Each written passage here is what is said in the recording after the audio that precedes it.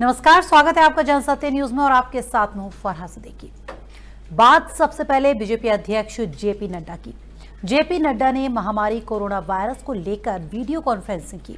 Video conferencing के जरिए JP Nadda ने देश के प्रमुख डॉक्टर्स से चर्चा की।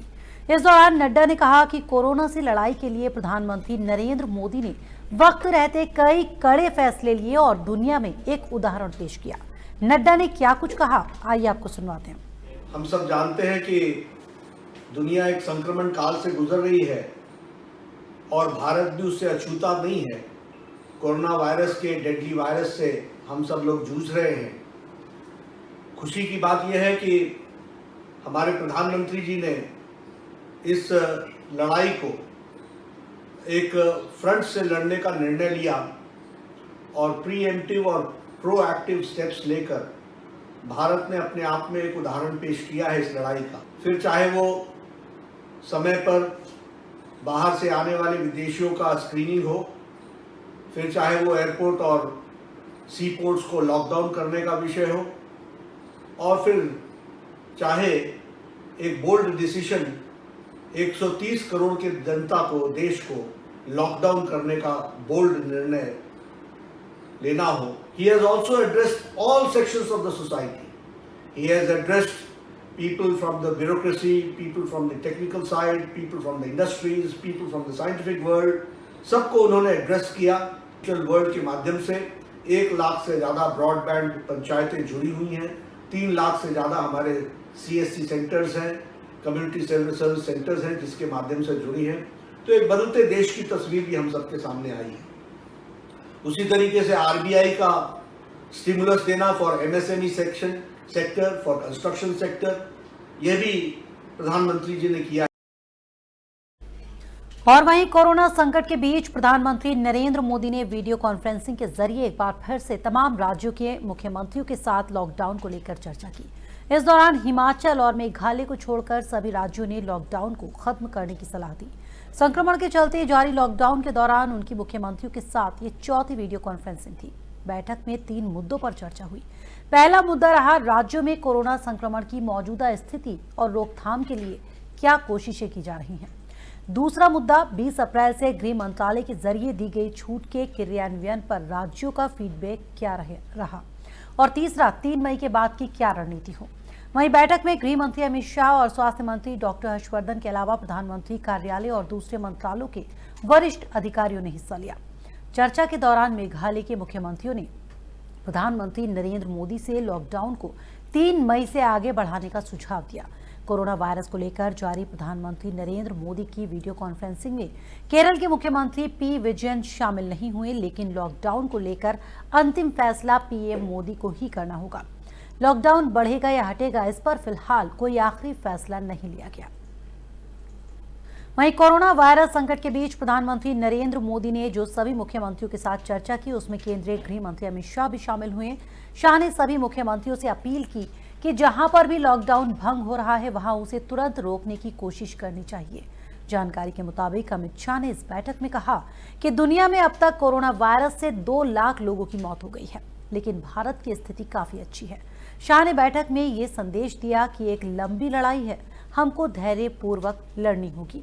लॉकडाउन में दी गई छूट पर अमित शाह ने कहा कि हमने सावधानीपूर्वक कुछ ट्रेड और इंडस्ट्री को छूट दी है, लेकिन लॉकडाउन का पालन फिर से कड़ाई से करना होगा।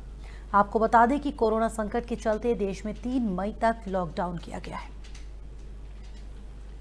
उधर कोरोना वायरस संकट और देश में जारी लॉकडाउन के बीच प्रवासी मजदूरों की आवाजाही का मामला सुप्रीम कोर्ट जा पहुंचा है। प्रवासी मजदूरों की एक जनहित याचिका पर सुनवाई करते हुए सुप्रीम कोर्ट ने केंद्र सरकार को मामले की जांच करने और 2 राज्यों के बीच मजदूरों की आवाजाही के मामले में कार्रवाई करने का आदेश दिया है।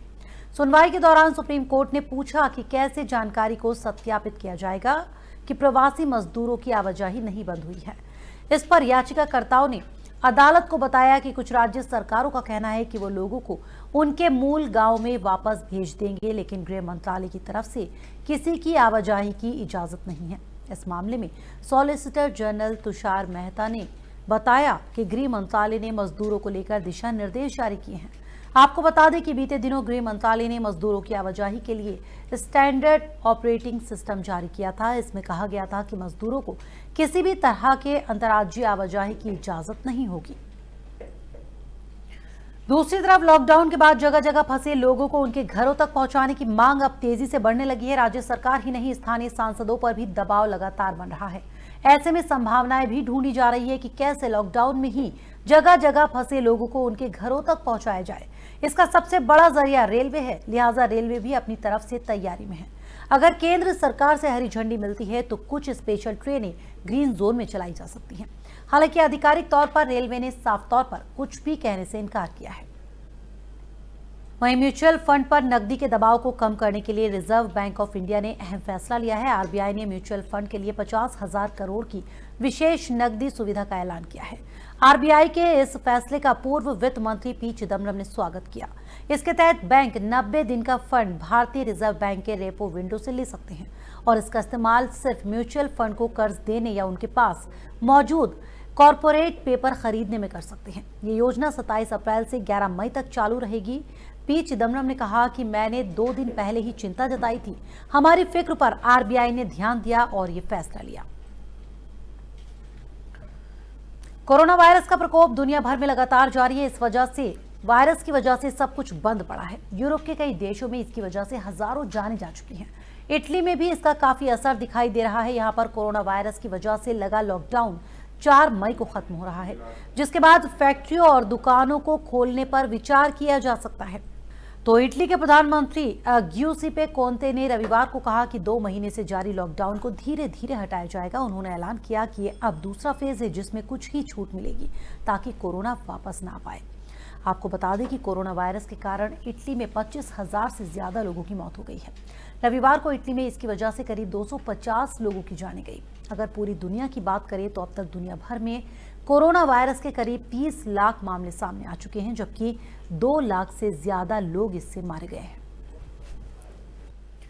तो फिलहाल इस बुलेटिन में इतना ही, लेकिन हमारे और वीडियो देखने के लिए जनसत्य न्यूज को सब्सक्राइब करें, शेयर करें और लाइक करें। नमस्कार।